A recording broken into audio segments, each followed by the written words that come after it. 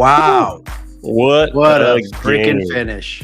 Damn. Welcome to the Hoops Rehab Show on Game 1 of the NBA Finals, and Playoff Haliburton legend continues. What's going on, Eric? How you doing? What is up? Happy first game of the finals day.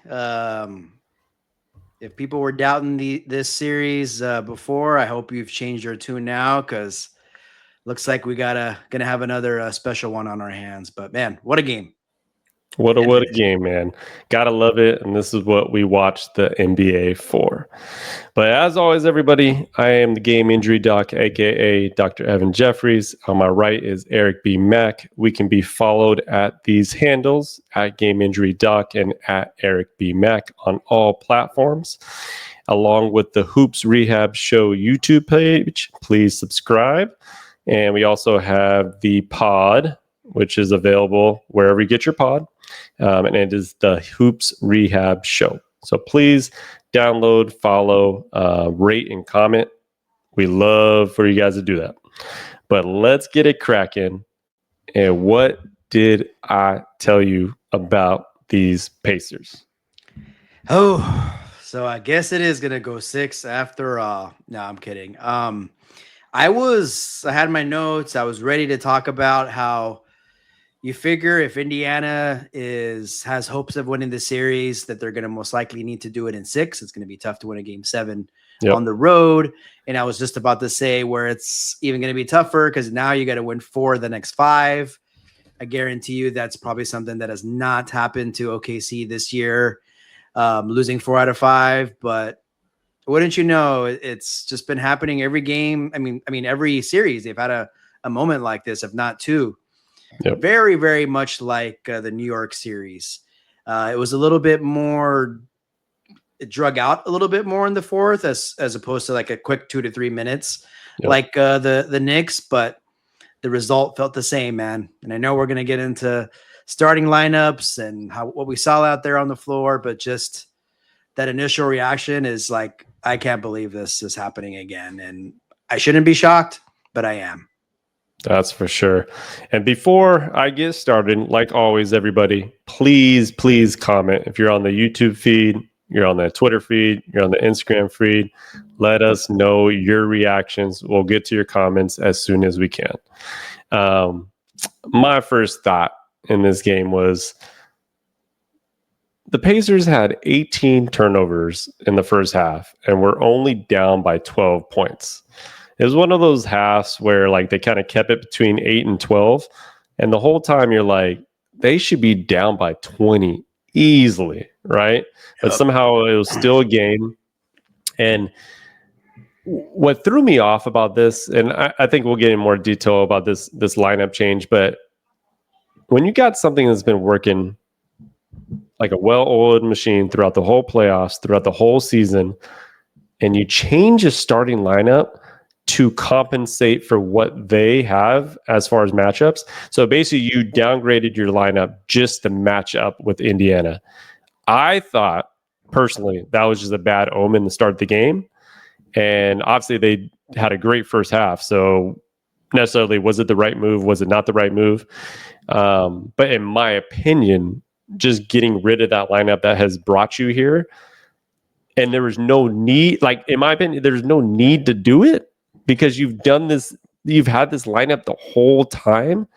I was just shocked. What do you feel about the starting lineup change? Were you surprised by it? Were you kind of thrown off guard? What was your feeling? My question is, who's the best team in the league? Who's the number 1 seed? OKC. Right? And you just said it. They've had the same lineup. You let other teams adjust to you, right? You're the big bad Thunder. You are the dynasty that's coming soon, according to everyone, right? Look, we know that they started off well in the first half. They started off well in the third quarter. But in my opinion, it was a bit of an omen. And what it did is it changed the rotation as the game progressed. And look, we can sit here all day long. We don't know if the same thing would have happened if they would have played their original starting lineup. But I do think there's something to say about being a bad omen, right? Like, they adjust to us. we're going to go out there. We're going to play OKC Thunder basketball. We're going to put the we want to put up there. If you want to go bigger, right? You got Thomas Bryant on the bench. If you want to put him in, whatever, for as far as Indiana's sake. But yeah, that was a real shocker. I guess. Yes, I know OKC probably still feels pretty good that they should have won the game. But yeah, man, right off the bat, like I'll be interested to see what coach and some of the players say about that tonight. Yeah, I just thought, what, you were 29-1 against the Eastern Conference before. And 2 now. and 2. You've handled your business against Indiana. You're 2-0 against them, right? Like you had. I just don't see why. Like, and we had no idea going into the game, right? I mean, no. I literally had to be like, wait, is there an injury? Is Hartenstein injured? Like, is there something I don't know? Right. I just don't think you need to try to match down to get to their level because you're worried about their speed or you're worried about their players. Yeah, I mean, that was just my opinion on it, and I don't know if it cost them the game, but I do think it sent a message to your team because if you notice in the last couple of minutes, you did not have Chet or Hartenstein out there, and you went extremely small against these Pacers, and that's what the Pacers want. So your defense was not effective in the last couple of minutes of the game like it always was. The Pacers had they had 6. I mean, I think with a couple minutes ago, they had 6 threes and OKC had 0. So I think they made another one after that. But effectively, your defense was not what it was throughout the playoffs and in the first half, based on the small lineup that you went with in the second and towards the end of the fourth quarter. I think OKC had a little bit too much time on their hands between the series or something because they really, I think they just overthought right here. Yeah. They're somebody out there who was the smartest person in the room made that decision. And so I will be interested to see if they stick with that or if they change it up back to normal next game. And to your point about not having those bigs at the end of the game, I don't know if you noticed, but Indiana was getting all the key rebounds. Like they weren't giving up offensive rebounds. They were sealing. And I think that had to do with OKC being a little smaller out there. And so, first half wasn't Indiana basketball. I think I tweeted that out, had 45, 46 points, 45, I think, points. And then second half was definitely Indiana basketball, scoring 66. Yeah. And it was kind of where OKC was trying to match their energy versus making them figure their typical lineup out there. And so, man, like just not only to start the game, but as you mentioned towards the end, man, this reminds me a little bit of the Knicks game where we're like, hey, that can lose you a series when you lose a game like this. Yeah. And to your point, I mean, the Pacers had 56 rebounds to OKC's 39. What do you think? I didn't even look at the stats. I could have told you that just watching 56 to 39. Wow. What do you think the difference is? You didn't have as much height out there, right? And everybody's talking about how dominant OKC's defense is, right? Indiana played hell of a defense of fourth quarter and just overall as a team throughout the game. There was times and periods where they played great defense, right?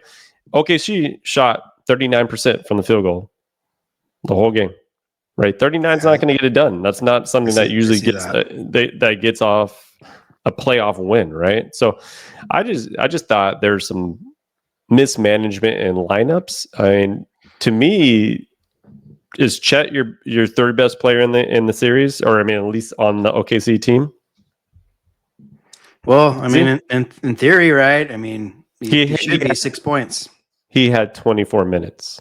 I see that. I know. I was just looking at that now. I don't know, man. I think people try to make too many adjustments and they try to not, especially in game one. I don't think you need to outsmart yourself in game one. And that's a game they should have easily got. You could say all you want about, they got lucky. Okay, Indiana got lucky and did their usual comeback, right? But this is what they do. They've done this the whole playoffs. they've won the first 2 games in every round. Okay? This is nothing new. So we have to start giving them respect. You talked about it last night or a couple nights ago where they've won game 1s, and then we were like, shoot, they've won all game 2s as well. Yeah. And here we are, and so man, I know we'll talk a little bit later about the rest of the series, but definitely OKC fans were shocked, man. It was, oh my God. Like I said, it's reminded me of all these games we've seen, like, and it's been on the road too. That's the cool thing about it. It hasn't been all at home. It's been on the road where tough environment, and they're just a well-balanced team. If you look down that box score, look at that starting lineup, right? Like, just to read it out: 19, 10, 15, 14, 14, balance. 17 from Obi Toppin, a huge 14 from 17 from Obi Toppin. Jesus. Yeah, we were talking about that, right? And I was like, I felt like Indiana, we kind of both felt that Indiana's bench is a little stronger, right? Even though you think about OKC is very depth and they have a lot of people off the bench, and that's mainly Caruso, right? Where you think about their bench, you're like, oh, Caruso is such a beast, blah, blah, blah, blah. But I felt like Obi Toppin, the way he's been playing the last 2 weeks, has been so amazing for Indiana, and I thought he would be a big presence, and he had 6 threes. I mean, or wait, did he have 6? No, 5. Sorry, 5. Threes, right? Yeah. So just huge from him. I think that's because I think in the Knicks series he only had like 1 or 2 threes, so he had more in game 1 that he had in the whole Knicks series, and he was good in the Knicks series too. He was a factor out there for sure, and so deja vu all over again. Man, what a game. So, well, we haven't even really said his name much, but Tyrese Haliburton. Yeah, let's talk about those last possession. So when I looked at the last couple of minutes and I'm watching the game, and especially like in the fourth quarter, like Tyrese really looked like he didn't want to shoot offensively. Like he was giving up the ball a lot. Nembhard had the ball in his hands the majority of the fourth quarter. Like he was the main ball handler, and Tyrese was kind of more, a little bit more laid back, kind of passing and swinging the ball more. And then when they're down by 1, I'm like, I wonder who's going to get the ball. And then of course, Tyrese ends up the ball, takes amazing point 2, makes it, and you're just like, it's all over again. Like this looks familiar. They keep doing it. What do you think about the last possession and kind of like OKC down the stretch too? What do you feel that they did well and what they did poorly? It was an interesting last few possessions. We had that play with Siakam. The ball was definitely off of him in the corner, but one could say potentially he was pushed. So I was wondering, a la the Minnesota and Lakers series, when they were looking at it at a out of balance play, and they ended up calling a foul on LeBron. Sure, kind of changed the complexion of Game 4 in that one. And so I was looking at it. It was like maybe slightly incidental. It would be a big call to call that a foul. So that was the first thing I was thinking about. And like I mentioned earlier, it was a one and done type of scenario with OKC there down the stretch. Indiana was making it real tough for them to get a shot. And I'm just such a huge fan of not calling the timeout when you got 15 seconds left or what have you. Because how many times do we see you call a timeout, and whether if it's tied or down 1, I don't know if it's just, I guess it's because the defense gets set. You get your best defenders out there. You know what is potentially coming.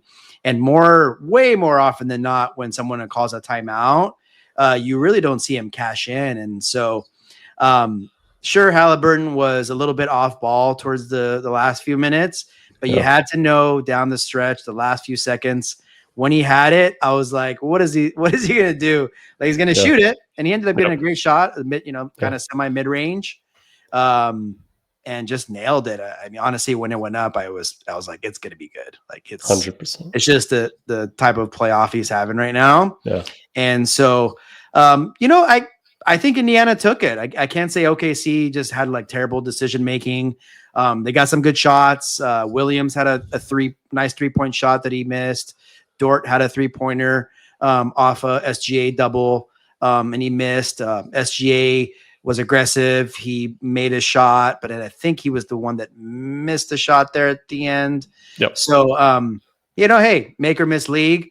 I just feel that lineup that was out there really made it tough for them to get offensive rebounds. And so Indiana took it, man. Got to give him credit. Yeah, I mean, it wasn't like the Knicks game one where they were making a lot of mental mistakes and like you had a lot of turnovers down the stretch. Yeah, no.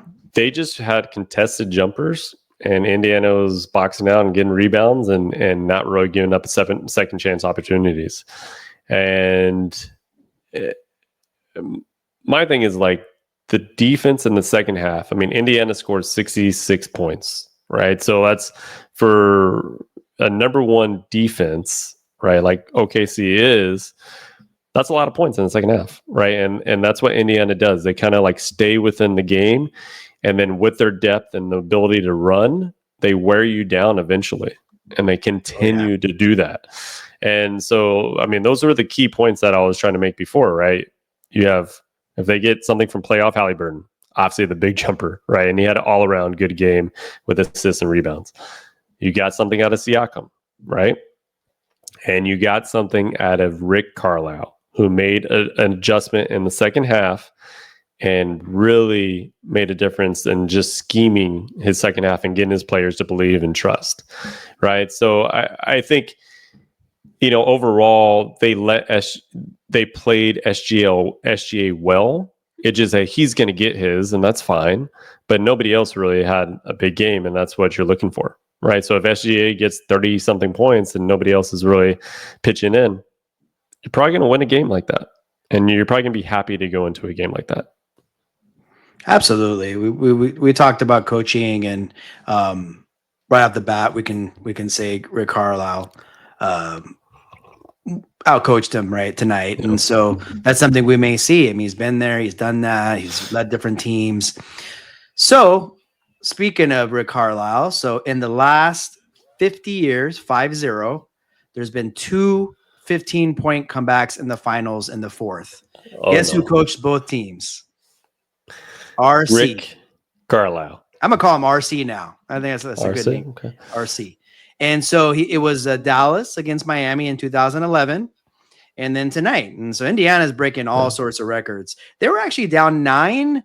I was just looking. They were down 9 with about 2:40 left as well. So it wasn't just the 15. Oh my God! Is that another? Because wasn't the New York game they were down 14, but it was something to do with 9 points at 2. But I'm sure there's another stat. Yeah. If we go look at the stats, I'm sure it's another one in a billion games that they haven't really done this, especially in the NBA Finals. I highly doubt too many comebacks like that, right? But yeah, Rick Carlisle, man, I said going into this series that he could be a difference just based on his pedigree, his championship experience, and his ability to make adjustments. And I think he did just that in the second half, because this game could have easily gotten out of hand based on what happened in the first half. Oh, yeah. I mean, look, if the game went the way we thought it was, like towards the end, it was like, all right, well, Indiana just went there to OKC to get one. I think they played such a poor first half that they have to look back and say, let's do what we did in the second half and carry it over to game 2. And so they can still do that. And they have the luxury of having game 1 in their back pocket, man. And so, man, I am so interested to see what the thought process was on that change in the starting lineup. I mean, they're going to say all the right things, of course. Hey, we want to match up. We feel we can do whatever we want, right? And we're gonna put the best lineup we feel is best for our team out there. And no, he can't play 24 minutes. Chet cannot play 24 minutes. You got to get. I mean, he's got to play better. I mean, got to play better, but he's also got to get more time to be able to have a more of an effect in the game. So, what do you think they do moving forward in game 2?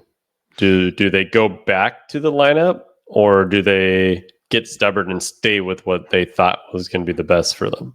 Like, because it's almost like, ooh, now I should just go back to my lineup, but I made the decision to do that. So does he get stubborn and just stick with what he thinks is going to win, or go back to what got you there?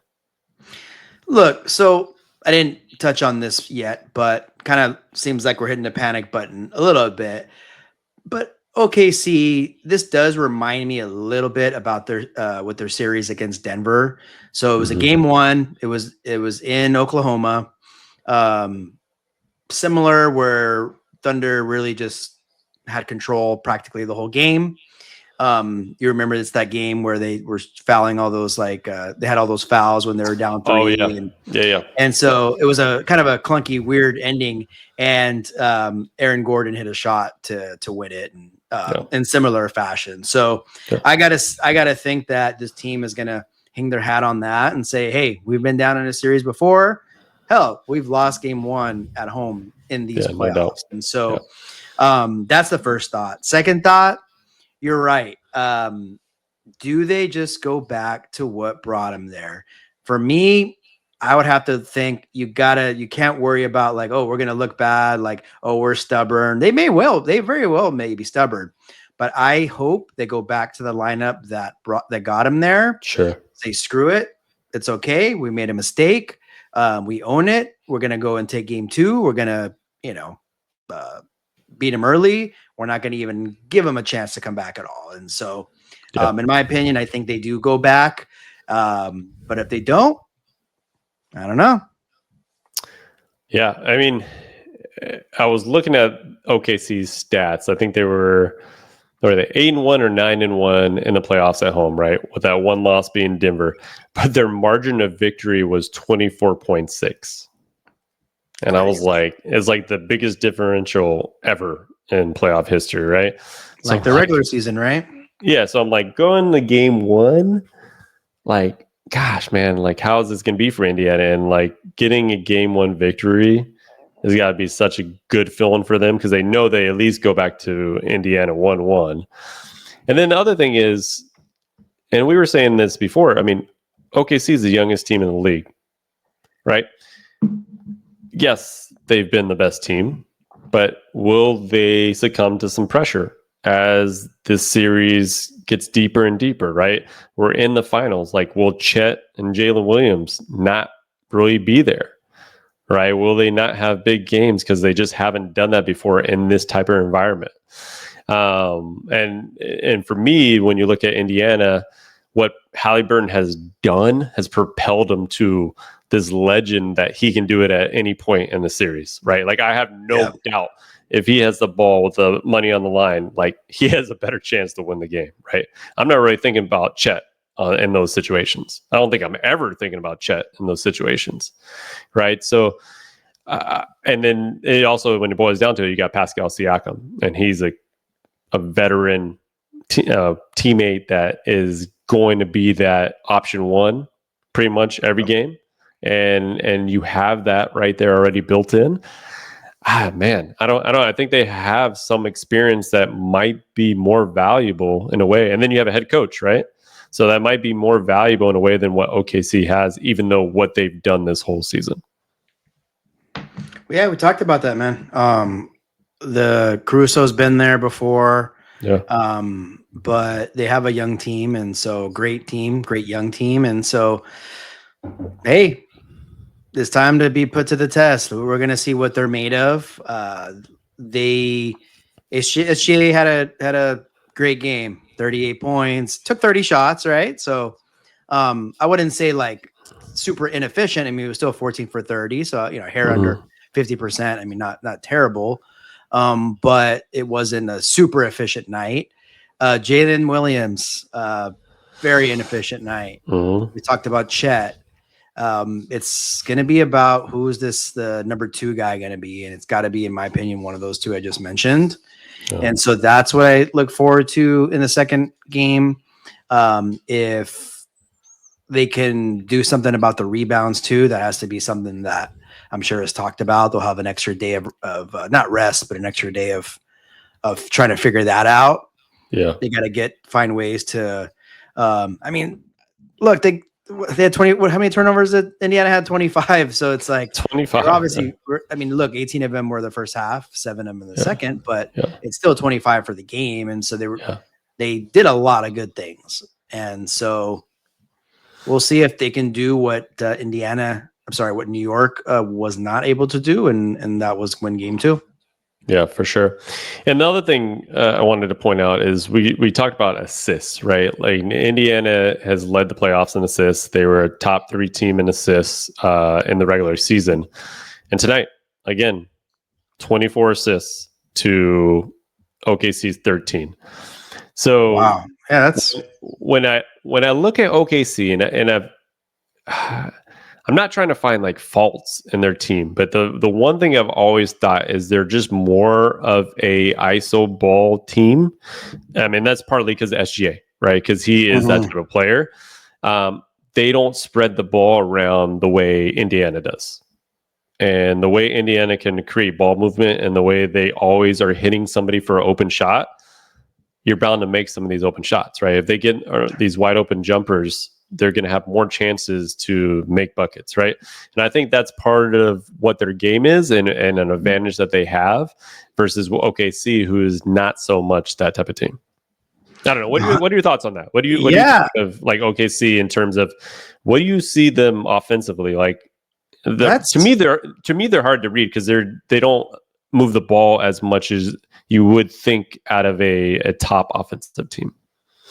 Absolutely. I mean, geez, like if anybody, when a team scores 110 points, only 13 assists, that's a very low number. Now, I got to look, to be honest, at some of their other games and things, and maybe it's kind of the norm for them, which you seem to be pointing to. But they still got to get a little bit more ball movement, and I think it hurt them towards the end there, where it was ISO ball. They did shoot, I think you mentioned, under 40%, so that affects assist numbers too. They didn't shoot the ball particularly well. But I feel like Indiana makes you play. If you're going to beat them, you got to play team basketball, and you got to have other contributors than just one person. And so, hey, these guys got to hit some big shots. I mean, we've kind of been talking about trying to get the ball out of his hands. And there was a little bit of that today. I mean, he still had 38, but those guys that had at the end of the game, open threes, like I said, Williams had one.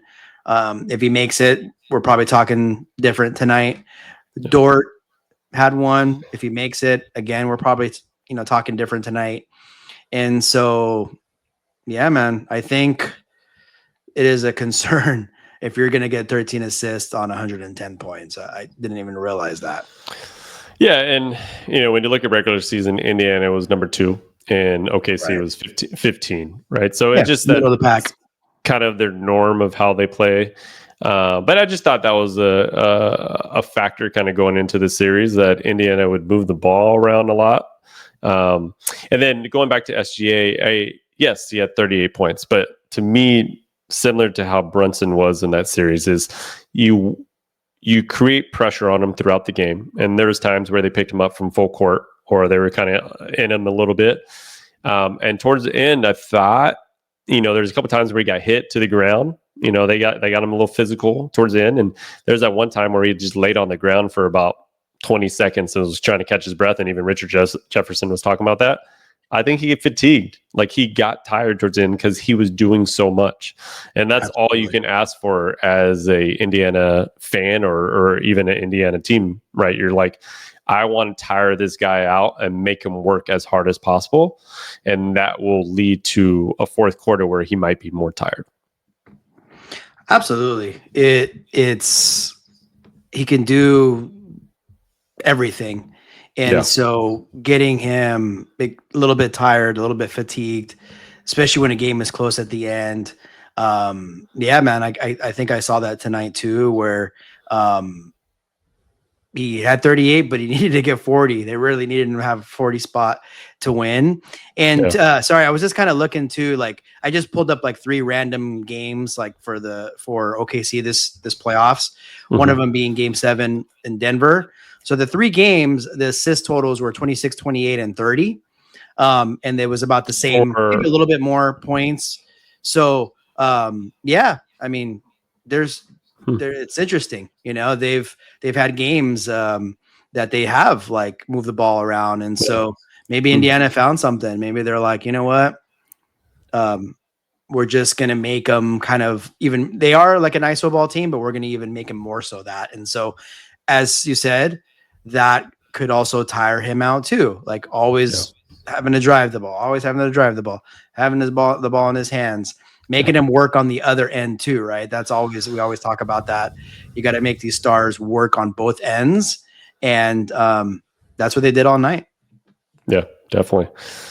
So going into game 2, what does Indiana need to do to continue this momentum and not just be satisfied with one game? And I do think throughout the playoffs, this is something that they have done, and they have taken game 2 in every series. So what do they need to do to kind of continue that trend? Got to be greedy. Whatever the mindset that they've had going in the first 3 rounds, it's got to be this one even more so. If you throw away a game like OKC's had quite a few games as playoffs as illustrated, where they've had a dominant performance, won by 30. And sometimes those games can really have an effect on future games. I know each game is its own entity, but I think Indiana, they got to play your game. If it's close and we lose it, hell, so be it. But if it's a clunker, a stinker, that can really carry over in Indiana. And so if I were the Pacers, like, I'm going to go out there and try and win. I'm going to try to keep this as close as possible, I guess within 15 in the fourth quarter, and roll the dice and see what happens. If Indiana is like, comes in, win or lose, and they're like, wow, all right, damn, this team is for real. Like, they came in our house. We're used to losing game 1 and then blowing out the team in game 2 because they are satisfied with 1. So that's what I look forward to seeing. Not so much strategy. We know what it's going to be like. We know what it's going to be. It's going to be a well-balanced attack. We'll see what OKC does. But from the Indiana perspective, let's get 2. In my opinion, I'm getting greedy, right? I mean, this is what they've done in the playoffs, and I don't know how we're going to keep saying it. We shouldn't be surprised by this. Like, they have done this. Like, I know everybody thinks this is shocking, and the reason why I picked the Pacers is because they keep doing this. I mean, I still would be shocked if they got 2 in OKC, just because how good OKC is. Yeah. However, this is a good damn team by this Indiana basketball team, and I think they have whatever you want to call it, momentum. You want to call it just like they have galvanized in this playoffs, and they're looking to win a championship. There's no doubt about it. They want to win a chip, and this would be the first one for them, right? So I think there's a lot on the line for them, and they should come out in game 2 and play like that and really put the pedal to the metal and try to get 2 and take it back to Indiana. And that crowd in Indiana is going to be insane no matter what at this point. Yeah, they gotta be greedy, as you said. We said, I mean, really, it's kind of turning into where maybe it'll be 2-2 after 4, and they're gonna be doubted even more. So coming into tonight, Thunder were favored by 10.5, and I was looking earlier, it's 11.5 for game 2. People really? expect it to be a blowout, and but Indiana's got to be like, you know what? That's what the way it's been all playoffs long, and so I'm pretty sure they had a chip on their shoulders coming in. I felt they really thought they could win it, and that's got to be magnified times 100 now because now they won game 1, and so, yep, I would anticipate Thunder winning, as you said, game 2. I would be shocked more than any other game 2 that Indiana has won. I do see it now being potentially go to 6 and see what happens. But yeah, for me, it's good. Good for basketball. Good for us with Indiana winning game one. I was predicted a short series, but I didn't want it. Yeah, no, I think this is good, especially for the NBA, right? Because going into this series, there's a lot of talk about small market teams and whether or not this was a good matchup. OKC's so good, this is probably not going to be a good series. And to me, it was just surprising because what Indiana's done the whole playoffs is like, how can you like doubt that they'll be competitive in this, right? They're going to be competitive and they're probably going to win some games. And so at least we're going to probably more than likely get a long series unless Indiana wins 2 in OKC. Ooh, then it might be a short one. Indiana in 5. So, but yeah, I'd be shocked if OKC doesn't respond well. I think they'll need to think hard about it over the next 2 days of going back with what got them there, and sticking with their lineup and imposing their will, right? Versus letting Indiana impose their will because you succumb to what their lineup is. And I just think that was, I'll continue to harp on it, but I feel like that was such a big difference in this game because to me, mentally, Indiana won right at the starting, at the tip. They won the battle of just mentality because you had to change your lineup and you're the best team in the league. And I don't think you should have ever done that. Yeah, if they would have like went with the normal lineup and maybe they didn't like what they saw, and then they got some data, right? They saw there was one game and they're like, hey, let's make a change. It's just again the fact that it probably wasn't needed and they didn't allow Indiana to adjust to them. It was the opposite, and they got to look in the mirror and say we're the 1 seed and we got to stick with what we normally do. I'll pose this question to you because obviously I can't think of off the top of my head, but has there ever been a time in an NBA Finals game 1, barring any injury, that a team has been willing to change their starting lineup? Like I'm like, yes, it's a game 3 or 4. You lost some games, and like obviously how Golden State went to Andre Iguodala, right? They went small and went Draymond at the 5 or whatnot. Like, but that was after things have happened. But game 1, I mean, I don't know if you can think of anything off the top of your head, but I can't think of it right now. Yeah, I mean, no, like to say, I mean, maybe it's happened, but not for a number 1 seed, best record in the league. I can guarantee that. Again, unless there was injury. We know Golden State historically is always like tweak with their lineup and they kind of do what they do. I mean, I can't think of game 1 in the finals, them doing that, but I got to think about like when they played Boston. I don't know. Obviously nothing stands out. This is something we'll remember. Yeah. And so those teams, sure, maybe a small wrinkle, but I don't know. Like again, OKC has had a dominant playoff run so far, and it was an interesting omen to say the least. So, in terms of like the chess match, Indiana is up 1-0, of course, in the series and in that ultimate matchup of chess that ends up happening in a series, and so we'll see. That's for sure. It was shocking. I see Tyrese just tweeted out, it's got to be the shoes. Ooh. I don't know what that means, but pretty funny. Have any of these guys, like, they haven't like said much about it, huh? Like some of these reporters and stuff. I mean, I guarantee you they were asked about it. I mean, they had to ask about it, but I just feel like if not, somebody's got to question OKC's coach. But here you go. Mark Daniel changing the starting lineup before the finals already started taking one. No, yeah, I don't see anything.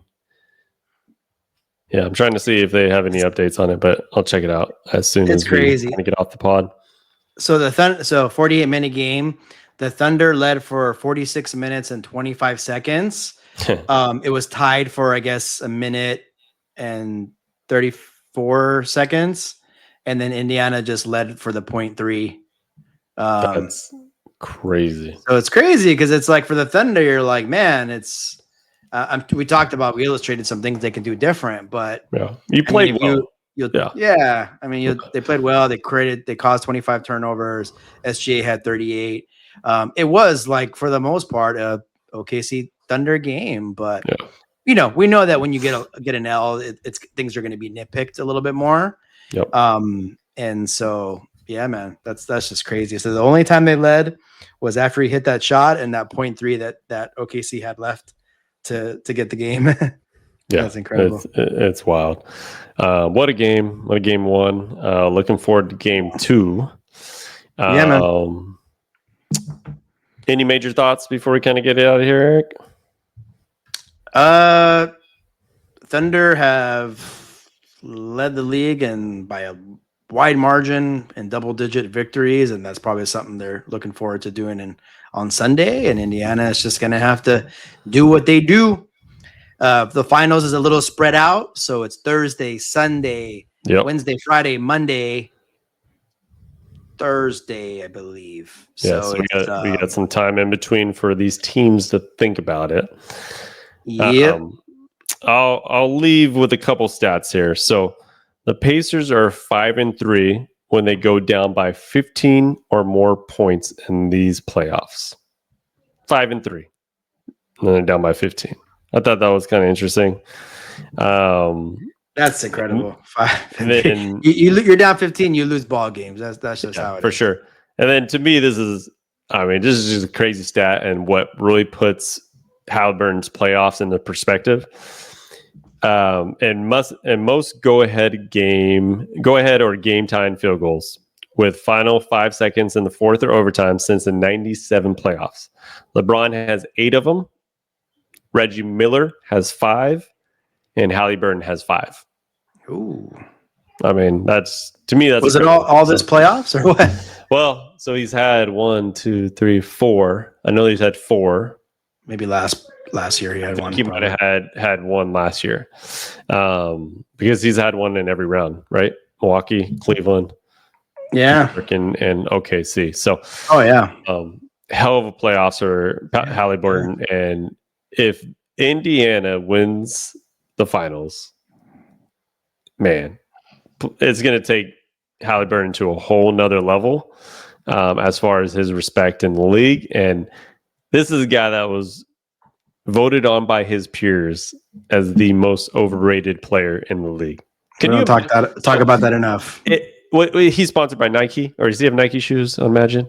Probably. If I'm Nike and Indiana wins, you know what commercial that's going to be, right? Oh my God! It's going to have overrated all over it. He's going to have. He should may as well have overrated shoes. He should have. They should market the overrated thing like no other.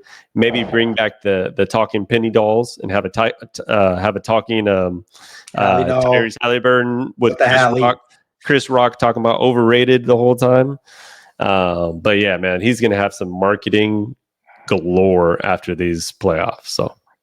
Yeah, win or lose. If they win, especially, but man, he's having these peers are eating dust right now because they got to start voting for Gobert again, Rudy Gobert for it. But I think Rudy's always going to catch strays on the Hoops Rehab show. So I think so. Anyways, all right. So we will be back on after game 2 on Sunday. Kind of. Have our reactions live after game 2, but unless there's something in between, we might have emergency pod, but we will see you guys on Sunday. Eric, anything else? That's it, man. That's it. Looking forward to game 2. All right. So from the Hoops Rehab team, we are out. Peace out. Have a good night. Let's go on to game 2. Peace out.